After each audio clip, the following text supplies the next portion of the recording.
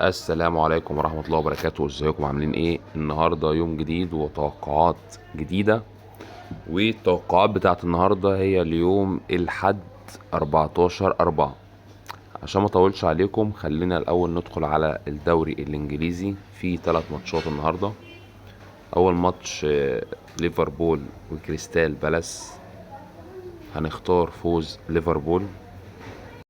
طبعا الناس اللي متابعانا عارفة ان انا بعمل الماتشات كلها مع بعض عشان الفيديو، لكن انت ما تتوقعش الماتشات كلها مع بعض. توقع الماتش اللي انت شايفه مناسب من وجهة نظرك انت. ولكن انا في الفيديو بعمل قسيمة مطولة. والناس اللي لسه بتتابعنا جديد ما تنسوش تعملوا اشتراك للقناة ولايك للفيديو عشان توصل لكم التوقعات كلها. تاني ماتش معانا هو فولهام وويست هام يونايتد. هنقول الماتش ده هيجي فيه اكتر من هدف.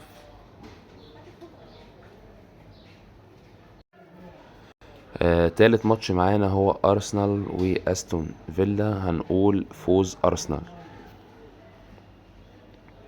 كده دي الماتشات بتاعت الدوري الانجليزي. هندخل على دوري تاني. هندخل على الدوري الاسباني.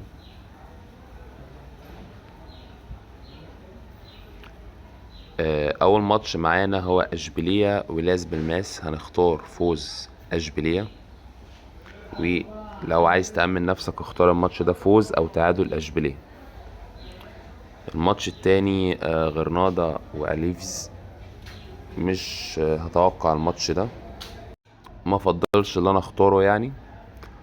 الماتش اللي بعد كده فيا ريال واتلتيكو بالباو. هنقول فوز اتلتيكو بالباو.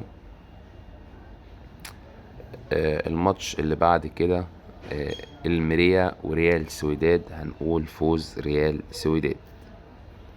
طبعا انت عايز تعمل فوز او تعادل ريال سويداد ماشي، ونفس الكلام على اتلتيكو بالباو لو انت عايز تأمن نفسك يعني.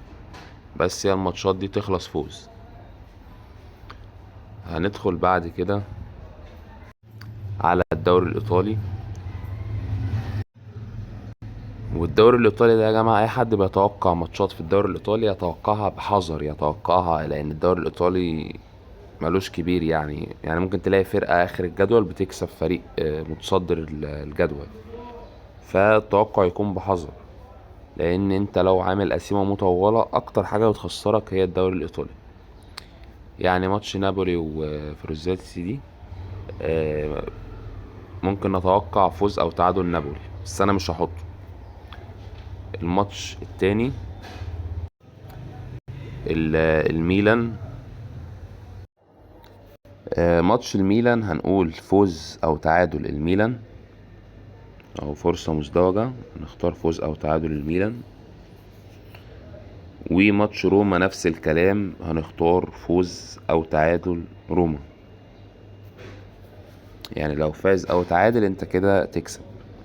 والماتش الاخير اللي معانا هو ماتش الانتر. هنختار فوز الانتر.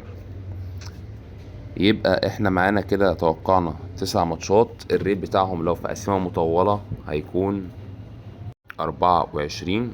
يعني 24 يعني لو حاطط 100 هتبقى لو كسبت ال9 ماتشات زي ما احنا متوقعين هيبقوا 2417. طبعا انا قلت اللي عايز يتوقع كل ماتش لوحده، ما يعملوش قسيمة مطولة زي ما انا عامله. طب لو عايز تعملوا قسيمة مطولة هيكون الكود بتاع القسيمة زي ما احنا شايفين كده على الشاشة. طبعا في اخر الفيديو بشكركم على حسن المتابعة. ما تنسوش تعملوا لايك للفيديو واشتراك للقناة عشان توصلكم التوقعات كل يوم. وبشكركم والسلام عليكم ورحمة الله وبركاته.